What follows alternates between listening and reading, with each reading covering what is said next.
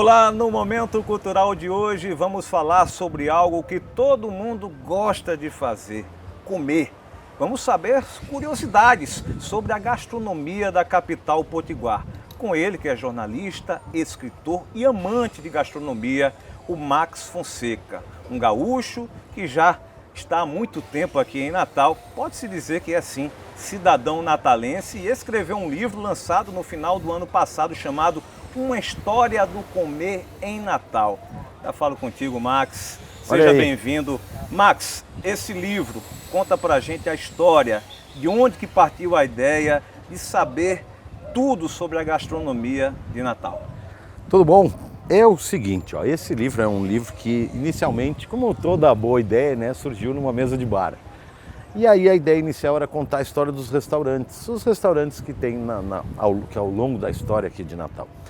Acabei vendo que seria uma coisa muito restrita, então a ideia virou e eu fui pesquisar como é que se construiu a mesa do natalense. Como é que começou? Por que que hoje a gente come a carne de sol? Por que que se come o prato desse jeito ou daquele jeito? Então fui bem para trás, foi uma longa pesquisa, né? Eu começo em 1634 e venho desenhando a formação da mesa do natalense desse tempo para cá. Na verdade é uma história da nossa cidade, entende? Uma história da capital. Porque na hora que a gente fala da gastronomia, na hora que a gente fala do que as pessoas comem no seu dia a dia, nas casas, né? No café da manhã, no almoço, né? Inclusive mostra aqui muito bem como é que as refeições foram se transformando, né? Que era uma grande refeição de manhã, né? Mais ou menos naquele modelo que a gente vê hoje nos Estados Unidos, né? Que eles têm um grande café da manhã. Aqui, pela origem de tu trabalhar no roçado, no campo, então se comia muito de manhã. E como é que foi evoluindo isso? Então tem um personagem, eu peguei emprestado da Simone de Beauvoir, né, a primeira feminista aí do mundo, a mulher do Sartre, e ela tem um romance que se chama Todos os Homens São Mortais.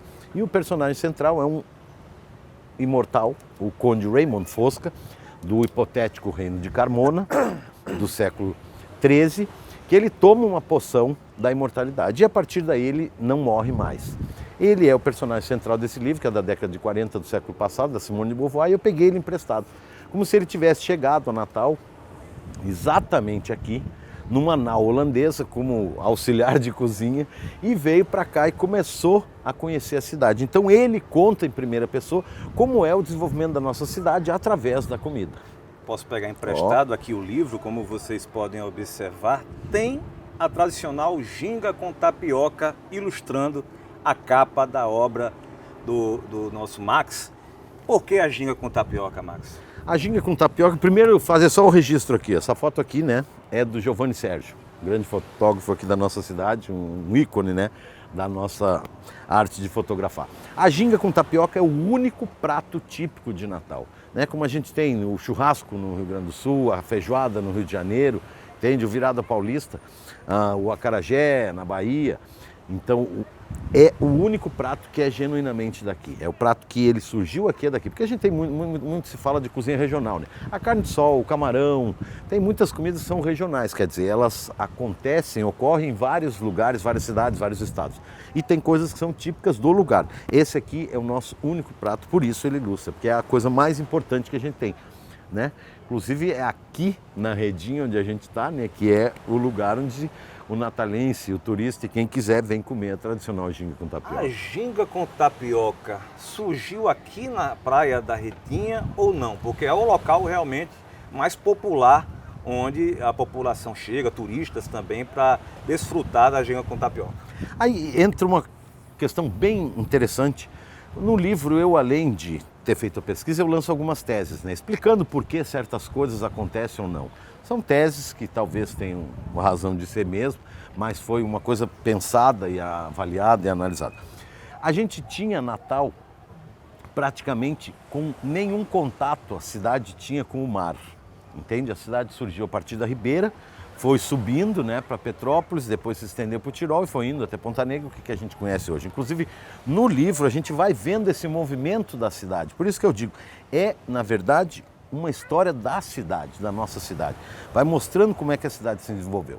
E a ocupação do mar, primeira que aconteceu no lado de lá, do rio, foi Areia Preta, depois que se chegou para Praia do Meio, Praia dos Artistas e Praia do Forte. Enquanto que aqui na Redinha sempre existiu um polo, um povoamento, entende? Então, basicamente, se pode dizer que todos os pratos, como a ginga com tapioca, que são do mar, né, os peixes e tal, sempre tiveram a sua origem aqui na Redinha. Aqui na Redinha é que era a parte de Natal que sempre esteve ligada ao mar, diferente do outro lado, que sofreu, a gente, né, pesquisando, vê, porque é que no dia a dia, hoje, das pessoas em Natal, se come pouco camarão, se come pouca lula, se come pouco polvo, se come pouco peixe mesmo. E a nossa cozinha é mais baseada na carne de sol, na paçoca, na galinha torrada, na cabidela, porque foi a influência do seridó. A gente sabe, né, isso desde que o mundo é mundo, onde tem o dinheiro é onde há o poder, né, onde manda. E Natal, basicamente, quando começou a consolidar o seu desenvolvimento, foi ocupada pelas pessoas que vieram do seridó. Então, trouxeram essa característica da nossa gastronomia não ser focada no mar e sim ser focada na terra, né? Na carne e na galinha. O seridó, no bode, no carneiro.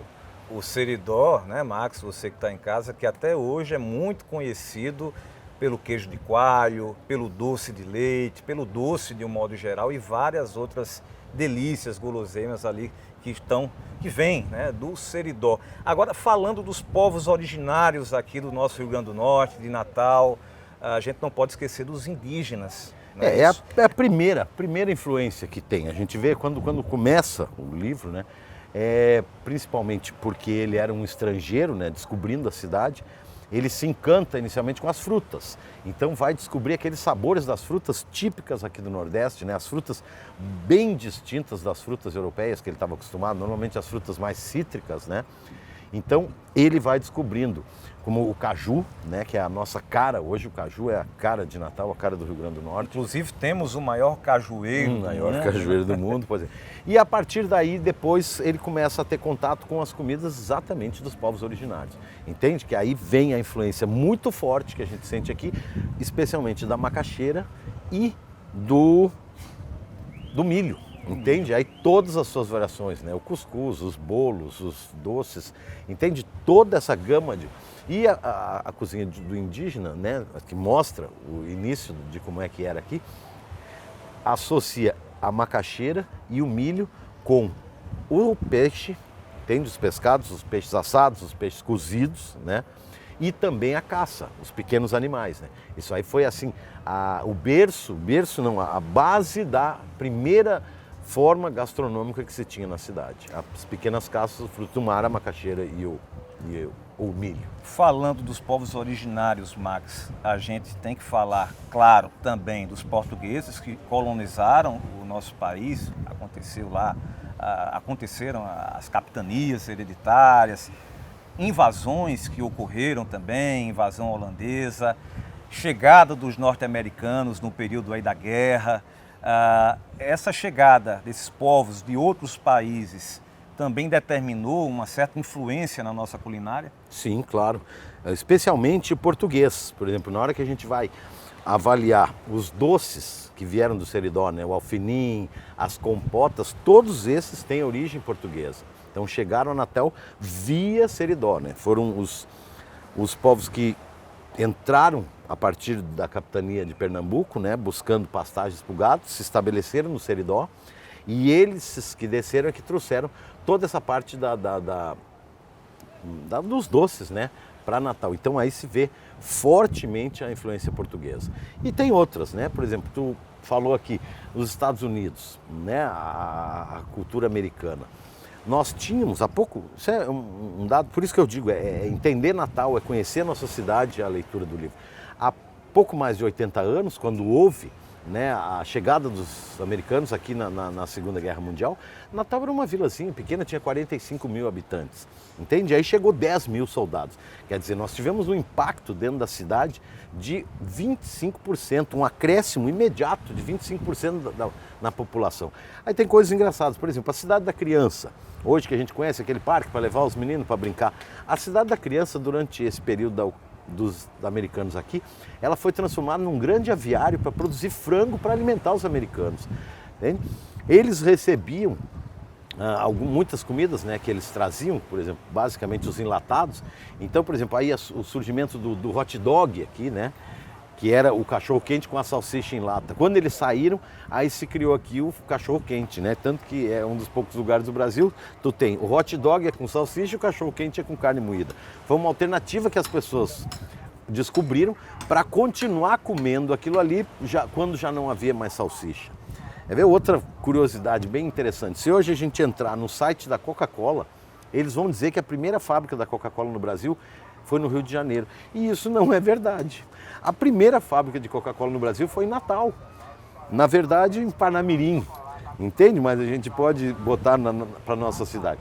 Eram fábricas móveis que eles tinham, a Coca-Cola tinha, onde houvesse tropas americanas, eles levavam essa fábrica móvel e produziam Coca-Cola e vendiam a 50 centavos de dólar para os soldados americanos. Então, efetivamente, a primeira fábrica da Coca-Cola no Brasil foi aqui.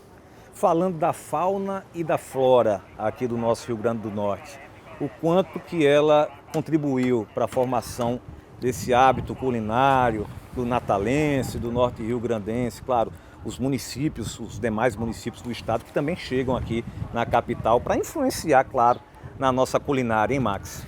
Basicamente dos animais, inclusive eu tenho aqui, ó, por exemplo, a cutia, o jacu, o nambu, o tatu, né, o peba, esses aí... Tem o preá, né? O preá também, exato, ainda fazem parte. Mas era no início, os pequenos animais, as pequenas caças compunham a base da alimentação. Né? Animais depois, que hoje talvez a população nem coma, né? Muita gente nem coma, talvez nem conheça, né? Pegar a meninada aí nem sabe. Isso é uma coisa interessante. A gente ia atrás buscar, porque nada mais importante para a gente ter orgulho, né, de ser natalense, para a gente falar da nossa terra é conhecer. Agora esse registro, Max, você bem disse, né? É uma narrativa que se espelha num romance, onde o personagem é imortal, onde o personagem meio que vaga no tempo, volta lá para os anos de 1600 ainda. Então, assim, eu tenho que tirar o chapéu para o teu trabalho de apuração enquanto jornalista, porque não deve ter sido fácil vasculhar, apurar essas informações ainda de 400 anos, né, antes da nossa época. Foi um grande desafio porque há poucos registros. Tem registros com relação à história, com relação às guerras, com relação à política, até com relação a uma série de coisas, mas o que as pessoas comiam realmente, os registros são mínimos. Então foi bem difícil. Aí fiz muita entrevista, procurei muito livro, fui atrás de tese de mestrado, procurei literatura, inclusive nacional, falando. Cascudo, né? Cascudo é uma base, apesar de ele não ter se restrito, o livro dele, né, que é um dos grandes, talvez o maior livro de história da gastronomia brasileira, né?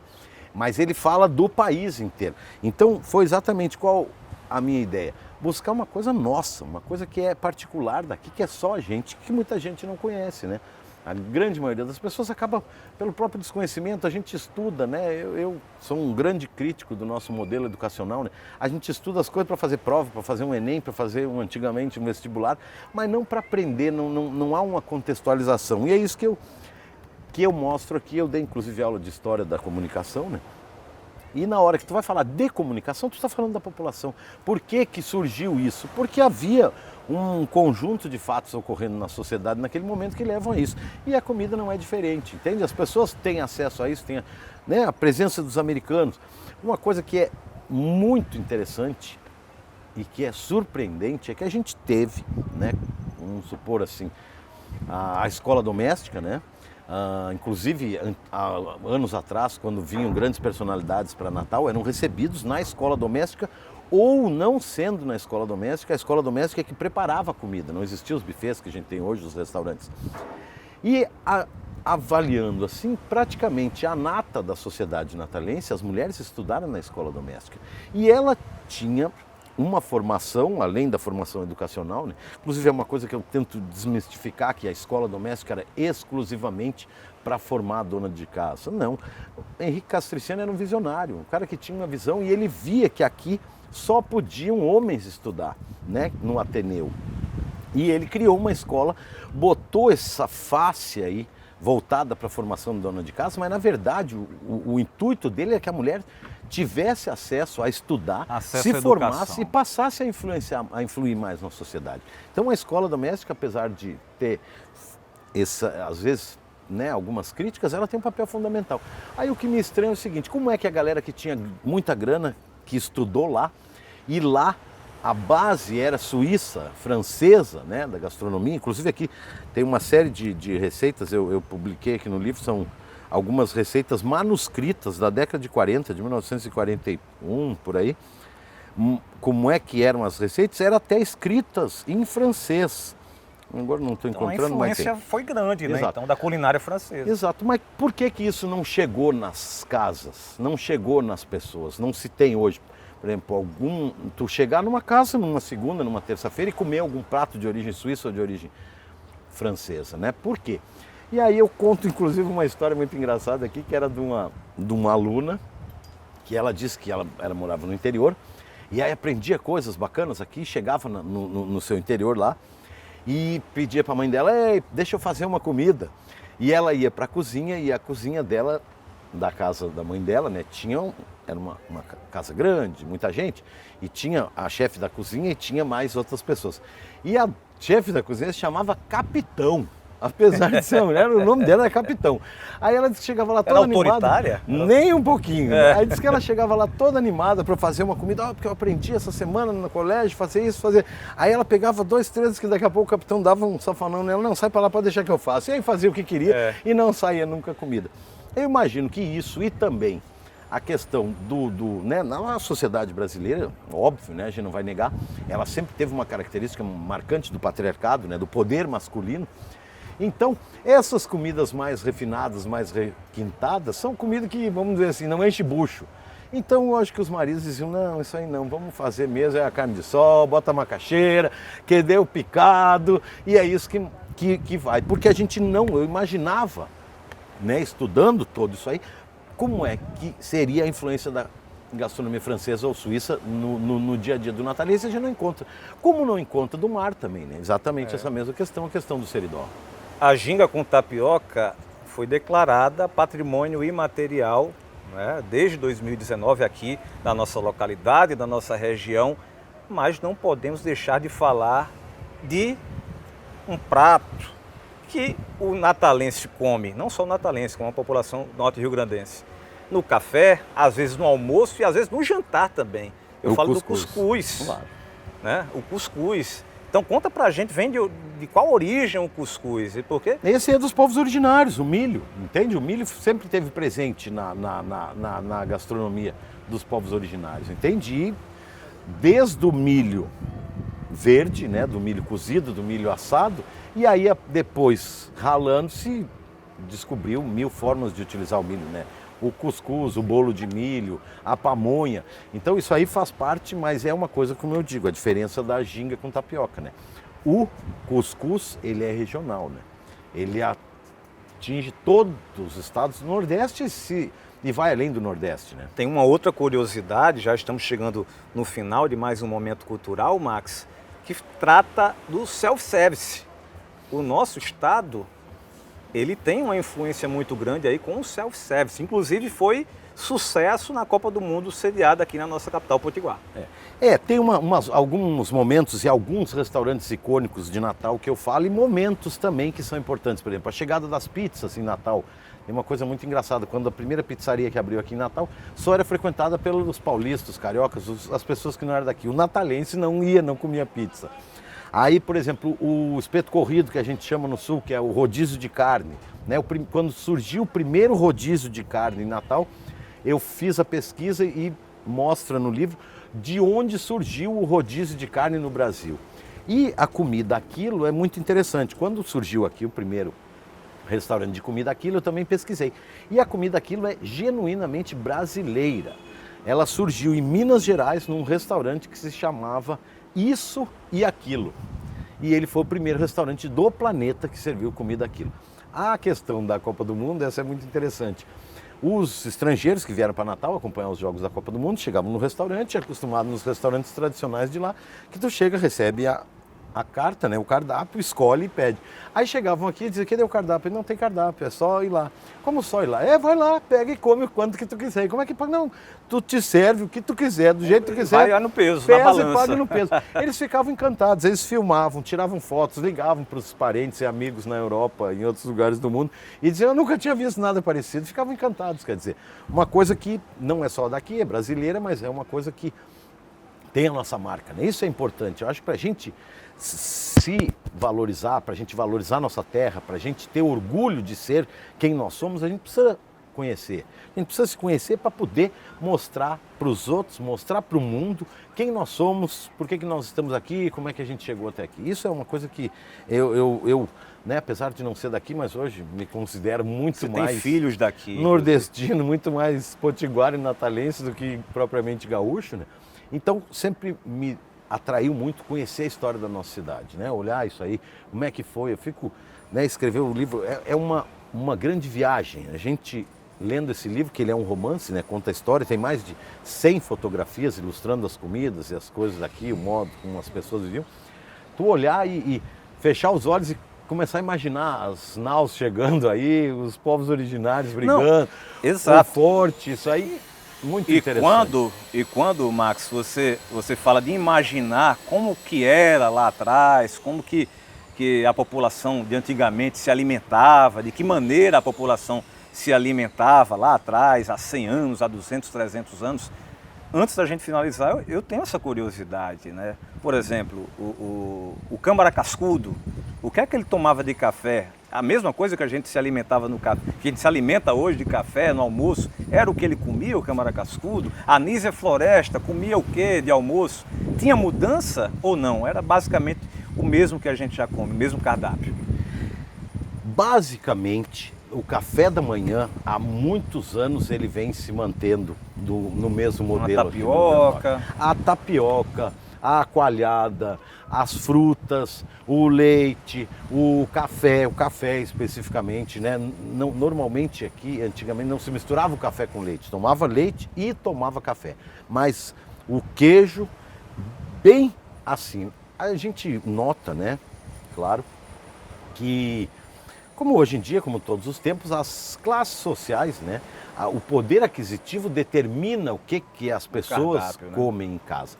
Mas se pegar as pessoas mais abastadas, que tinham acesso ao que quisessem antigamente, e as de hoje, quem mantém aquele café tradicional, tem, por exemplo, aqueles que a gente toma em alguns restaurantes aqui, vamos tomar café lá em tal lugar, que é um café típico nordestino. Uma carnezinha de sol. Carnezinha de sol, até uma carne torrada, né? O almoço já era a mesma coisa, o feijão com arroz? Pois é, o feijão, sempre a presença do feijão. O feijão é uma coisa que vem de muito tempo, né? Presente na gastronomia. O ovo, né? A galinha.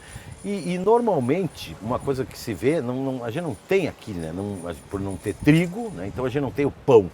Então a gente usa os bolos, mas a refeição acabava sendo do fim do dia, um pouquinho de alguma coisa ou outra que sobrava do almoço, entende? Então sempre tinha mais um pedaço, aí tu bota mais um negócio, cozinha uma fruta-pão, o inhame, com uma manteiguinha do sertão, olha aí, isso tem coisa melhor que isso. A buchada de bode. A buchada de bode, essas coisas sempre ao longo dos anos fazem parte, entende? As carnes assadas, mesmo o churrasco, é um churrasco diferente do churrasco que tem no Rio Grande do Sul, mas é um churrasco que sempre teve presente, entende? As peixadas, as feijoadas, entende? Por exemplo, uma coisa, né, tem muitas curiosidades, da onde surgiu a feijoada, né? Que tem uma lenda no Brasil que diz que a feijoada eram os pretos escravos das fazendas que sobravam os pertences de porco lá, o que a Casa Grande não comia sobrava para ele. Não é verdade isso. Entende? A feijoada é um prato que a Casa Grande mesmo comia. Ele foi desenvolvido assim e tem semelhanças no mundo inteiro. Na França tem o cassoulet, na Itália tem, na Espanha tem, é uma adaptada para a nossa realidade do feijão preto, mas são pratos que tem ao redor do mundo. É tudo muito interligado, né? A gente tem muita influência, claro, quando chegaram os portugueses, trouxeram tanto os animais, né, como as vacas, como trouxeram verduras, frutas e por aí afora. Então, o que se vê ao ler o livro? É o conhecimento, como é que a gente está aqui, por que a gente come isso e não aquilo, por que a gente tem o paladar desse jeito e não daquele. Tudo E muito marcante sempre a questão do clima. O clima é extremamente um diferencial assim para definir o que as pessoas comem. Pois é, Max Fonseca, jornalista, escritor, autor dessa obra, Uma História do Comer em Natal, que retrata todo esse contexto aí envolvendo a culinária, não só de Natal, como de todo o Rio Grande do Norte. Foi uma satisfação para a gente bater esse papo, viu, Max? Maravilha. Muito obrigado. Eu que agradeço. Aí, ó. E é assim que a gente finaliza mais um Momento Cultural. Obrigado, Max. Obrigado a você que está sempre na sintonia acompanhando a programação da TV Câmara Natal. Até a próxima.